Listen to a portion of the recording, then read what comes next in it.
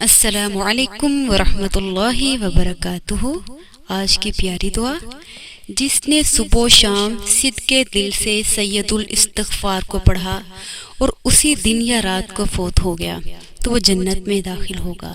سید الاستغفار یہ ہے: اللہم انت ربی لا الہ الا انت خلقتنی وانا عبدک وانا علی عہدک ووعدک ما استطعت اعوذ بک من شر ما صنعت ابوء لک بنعمتک علی وابوء بذنبی فاغفر لی انہ لا یغفر الذنوب الا انت۔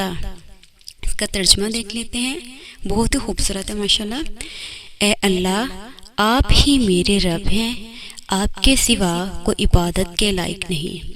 آپ نے مجھ کو پیدا کیا ہے اور میں آپ کا بندہ ہوں، اور میں اپنی طاقت کے مطابق آپ سے کیے ہوئے عہد اور وعدہ پر قائم ہوں۔ میں اپنے برے اعمال کے وبال سے آپ کی پناہ چاہتا ہوں اور آپ کی نعمتوں کا اقرار کرتا ہوں اور اپنے گناہوں کا بھی اعتراف کرتا ہوں۔ آپ میرے گناہوں کو معاف فرما دیجئے، کیونکہ آپ کے سوا کوئی بھی گناہوں کو معاف نہیں کر سکتا۔ السلام علیکم ورحمۃ اللہ وبرکاتہ۔